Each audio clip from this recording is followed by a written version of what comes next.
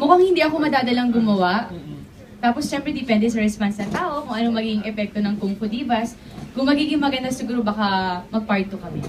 Minsan mahirap din maging producer, akala nyo lang ganun kadali. Ang dami mong kailangan i-sacrifice at isaalang-alang. Like example, itong shooting na ito, pagod na kami ni Ate Ay.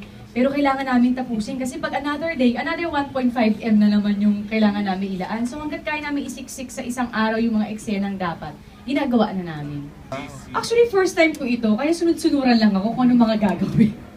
Pero yun na to the point naman na, ay, kailangan ganito, hindi naman ako nangingialam ng ganun. Kumbaga parang, yun nga, yung sa sarili ko sinasakripisyo ko na, ay, kahit na pagod ako, puyat ako, kahit na kailangan na umuwi, hindi, sige, direct, kaya pa namin. Hanggang kaya namin isiksik yung mga eksena. Kasi kapag another day, another budget na naman yun, another pera naman kailangan namin i-release.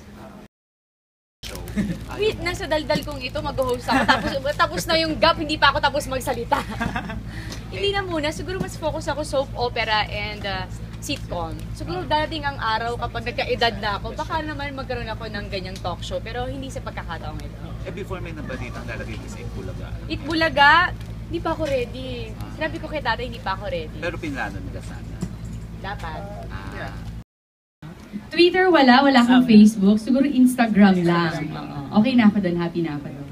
Nakikita ng ibang tao yung personality ko through Instagram eh. Hindi tulad dati na kung anong makita sa TV, kung anong sabihin ng ibang tao, ito lang yung nakikita nila. At is through Instagram, nalalaman nila yung personality ko, ay, mahilig pala siya magluto, ay, ganito pala yung personality niya. So nakakatulong, pero sana gamitin natin yung mga klaseng ganito na social media sa mabuting paraan.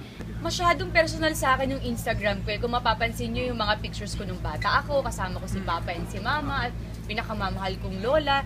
So gusto ko i-share yan sa mga tao kasi parang yun na lang yung maibibigay ko sa kanila na pasasalamat sa pagmamahal nila sa akin. At wala namang dahilan na hindi ko ipoposto nang hindi ko ipanagmamalaki at pinagyayabang na mahal ko itong mga tao na to. Pretend na Marian, bakla sila. Depende. Ako, sa totoo lang, okay lang na gamitin ako o whatever ko nung sabihin. Pero wag naman sana to the point na nakakasakit ng ibang tao at nababastos ako bilang Marian Rivera. Ngayon, kung kasiyahan niya na gamitin ang personalidad ko at gamitin ang pangalan ko, sa mabuting paraan sana.